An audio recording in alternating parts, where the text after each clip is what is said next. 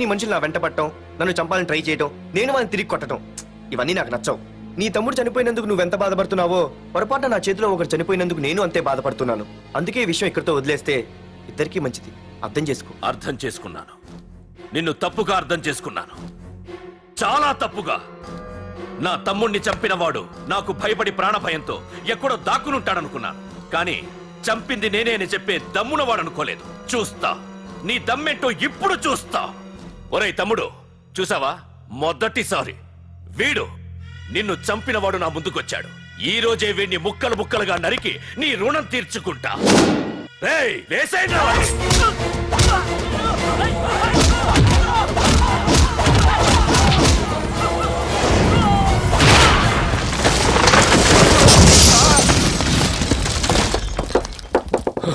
రే ప్రకాష్, నాకు సైలెన్స్ అన్నా వైలెన్స్ అన్నా అస్సలు నచ్చవు. పొర్రపాటున మొదలు పెట్టానంటే కథలు కథలుగా చెప్పుకుంటారు. ఇంకొకసారి నువ్వు ఈ పార్దుని తలుచుకుంటే నీ చావుని నువ్వు తలుచుకున్నట్టే.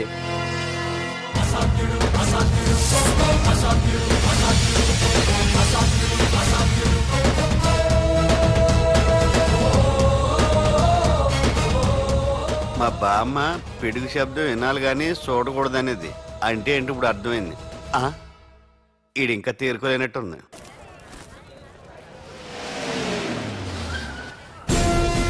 ఎక్కడి నుంచి వస్తున్నావు?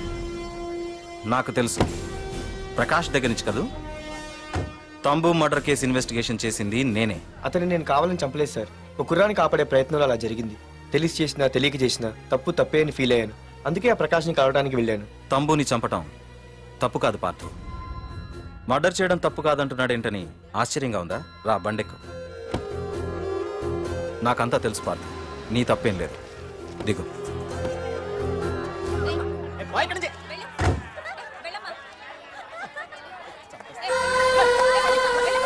ఆమె ఎవరో తెలుసా?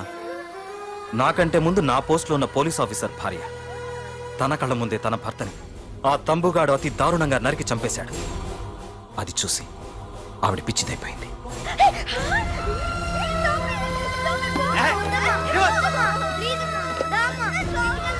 ఆ కుర్రాడు ఆవిడ కొడుకు. చదువుకుంటూ ఆడుకోవాల్సిన వయసులో తన పిచ్చి తల్లిని జాగ్రత్తగా చూసుకోవడానికి రోడ్డున పడ్డాడు. ఆ పెద్దాయన్ని చూడు. 6 సంవత్సరాల క్రితం తన కూతురి పెళ్లి కోసం బట్టలు కొనడానికి కూతురుతో పాటు సిటీకి వచ్చాడు. తంబుగాడు ఆ అమ్మాయిని ఎత్తుకుపోయాడు. ఆ రోజు నుంచి ఈ రోజు వరకు తన కూతురు ఉందో లేదో తెలియకపోయినా ఎప్పటికైనా తిరిగి ఇవ్వకపోతారా అన్న చిన్న ఆశతో ఈ సిటీలో ఉండిపోయాడు. వీళ్లే కాదు పార్థు, ఒక్కసారి అటు చూడు. పశువులు కూడా ఉండలేని ఈ మురికి నీళ్ల పక్కన వీళ్ళెందుకుంటున్నారో తెలుసా? ఆ ప్రకాష్ గాడు తన తమ్ముడి పేరు మీద మల్టీప్లెక్స్ కట్టడానికి వీళ్ళుండే ఇళ్లని ఖాళీ చేయించి తన సొంతం చేసుకున్నాడు. వాణ్ణి ఎదిరించలేక, వేరే దారి లేక వీళ్ళంతా ఈ దుర్భరమైన జీవితాన్ని గడుపుతున్నారు. ఇప్పుడు చెప్పు పార్థు, తంబుని చంపడం తప్పని ఇంకా నువ్వు ఫీల్ అవుతున్నావా? నువ్వు అడగచ్చు, ఇన్ని జరుగుతుంటే మీరేం చేస్తున్నారని. మా అధికారమే మాకు అడ్డమైంది. ప్రకాష్ గారిని టచ్ చేస్తే చాలు మినిస్టర్స్ నుంచి ఫోన్ కాల్స్, ఒక్కడుగు ముందుకేస్తే చాలు వెనక్కి రమ్మని హైకమాండ్ నుంచి ఆర్డర్స్. నా దృష్టిలో ప్రకాష్ని అరెస్ట్ చేయకపోవడం ఎంత తప్పో నిన్ను అరెస్ట్ చేయడం కూడా అంతే తప్పు. ఇదిగో నీ పర్స్, తంబు డెడ్ బాడీ దగ్గర దొరికింది. పార్థు, నిశ్చింతగా ఊరెళ్ళి నువ్వు ప్రేమించిన అమ్మాయిని పెళ్లి చేసుకుని హ్యాపీగా ఉండు. చూడు, నిన్ను నువ్వు రక్షించుకోవడానికి ఆ ప్రకాష్ని కాని వాడి మనుషుల్ని కానీ ఏమైనా చెయ్యి. నీ వెనక నేనున్నాను. Wish you all the best.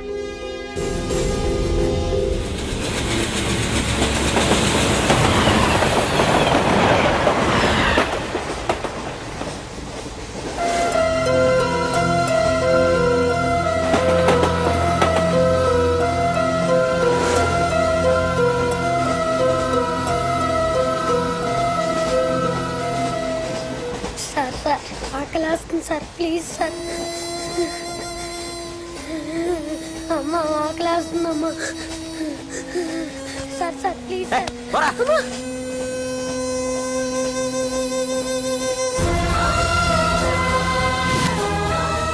APJ Abdul Kalam.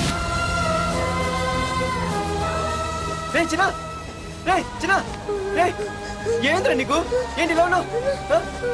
ఏమైందో చెప్పరా. చెప్పు. వాట్?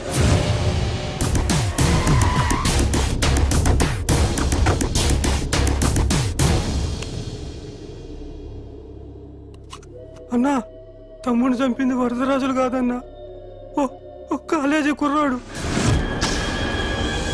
ఎవడ్రా? ఎక్కడ ఉంటాడు వాడు? చెప్పు. పేషెంట్ డిస్టర్బ్ చేయకండి, అతను ఇప్పుడే కోమా నుంచి కోలుకున్నాడు, చనిపోయే ప్రమాదం ఉంది. రే, నా తమ్ముడు ఆల్రెడీ చచ్చిపోయాడు రా. వెళ్ళు. చెప్పు. అన్నా, ఆడెక్కడ ఉంటాడో తెలియదు కానీ ఆడితో పాటు ఆ స్కూల్ కుర్రాడు కూడా ఉన్నాడన్నా. రే, వీడిని బండి ఎక్కించండి. అలాగన్నా.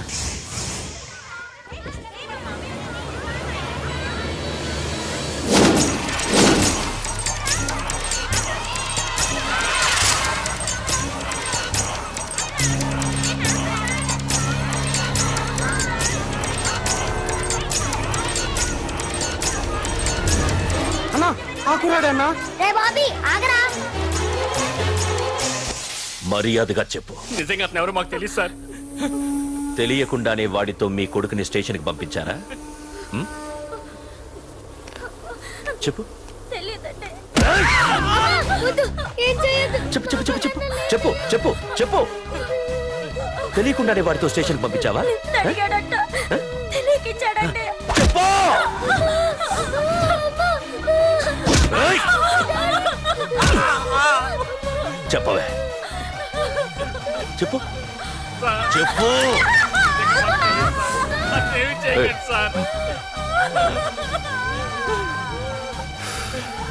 ఇప్పుడు చెప్తా. చెప్పు. చెప్పు చెప్పు. తెలీదా? చెప్పు చెప్పు. ఏయ్, చెప్పు. ఏయ్! ఏయ్, చెప్పు. ఇప్పటికైనా చెప్పవే. వాడు నా చేతిలో చావాలి. చెప్పు.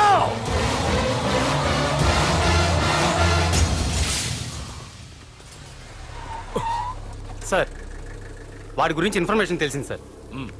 ఇది వాడి ఫోటో. అన్నా, వీడే నా తమ్ముడు చంపింది, వీడే.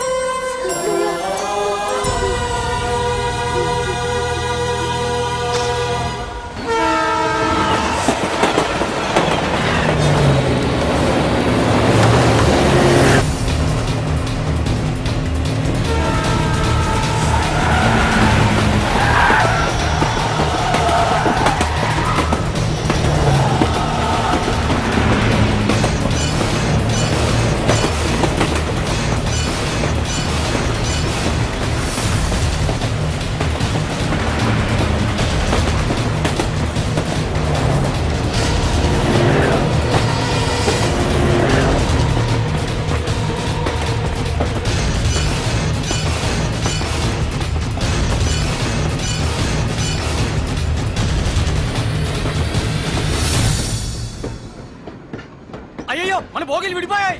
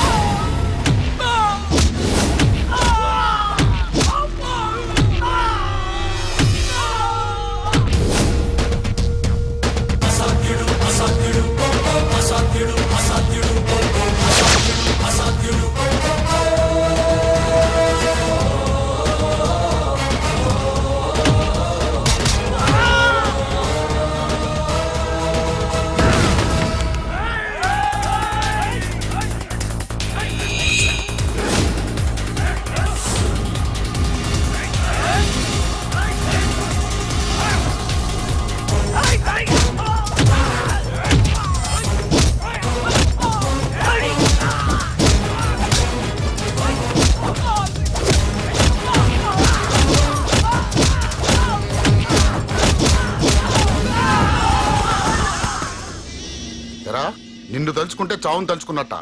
అంత మగాడివా? ఇప్పుడు తలుచుకోరా, ఎవరిని తలుచుకుంటావు?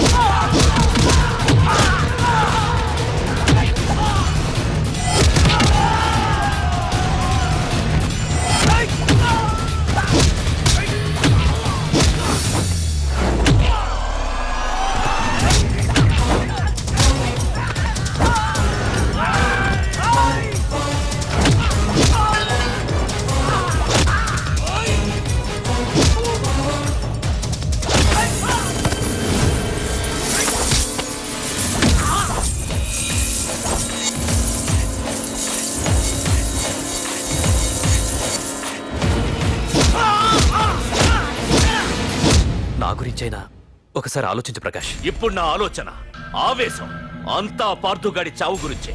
ఆల్రెడీ నా మనుషులు వెళ్ళారు. 5 నిమిషాల్లో వాడిని కాదు, వాడి శవాన్ని తీసుకొస్తాను.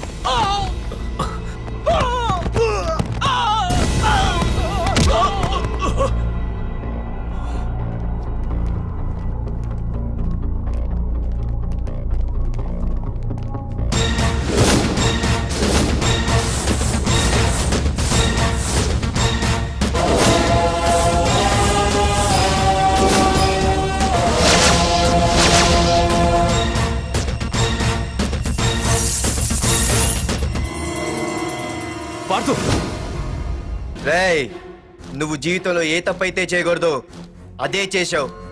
నన్ను టెన్షన్ పెట్టావు. నా మూలంగా అభంశుభం తెలియని పసివాడి తల్లిదండ్రులను చంపి వీన్ని అడుక్కు తిని అనాథం చేశావు. నీ వల్ల అన్యాయం అయిపోయిన ఈ పసివాడి మీద ప్రమాణం చేసి చెప్తున్నా, నా పెళ్లికి పంతులు పంచాంగం చూసి పెట్టిన ముహూర్తం ఈ 28. అప్పటి వరకు నేను ఇక్కడే ఉంటా. నీ ప్రతి అడుక్కి ఎదురొస్తా. నీ రౌడీ రాజ్యాన్ని నేలకూలుస్తా. నీ రాక్షసత్వం వల్ల ఇప్పుడు వీడు ఏ స్థితిలో అయితే ఉన్నాడో అదే స్థితికి నిన్ను తెచ్చి నడి రోడ్డు మీద నిలబెడతా. దానికి నేను పెట్టిన ముహూర్తం ఈ నెల 19. తెచ్చుకో. నీ బ్రాంచీల నుండి జనాల్ని తెచ్చుకుంటావో, నీ గోడౌన్ నుండి ఆయుధాలు తెచ్చుకుంటావో. ఒరే ప్రకాష్, పొరపాటున నా పొరచేయి తగిలితేనే పైకి పోయాడు నీ తమ్ముడు. అదే నే మనసు పెట్టి పిడికిలి బిగించి కొట్టానంటే పునర్జన్మ లేకుండా పోతావు.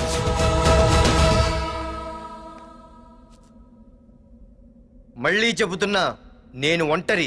నీ మనుషులు 100లైనా 1000లైనా ఏరి పారేస్తా.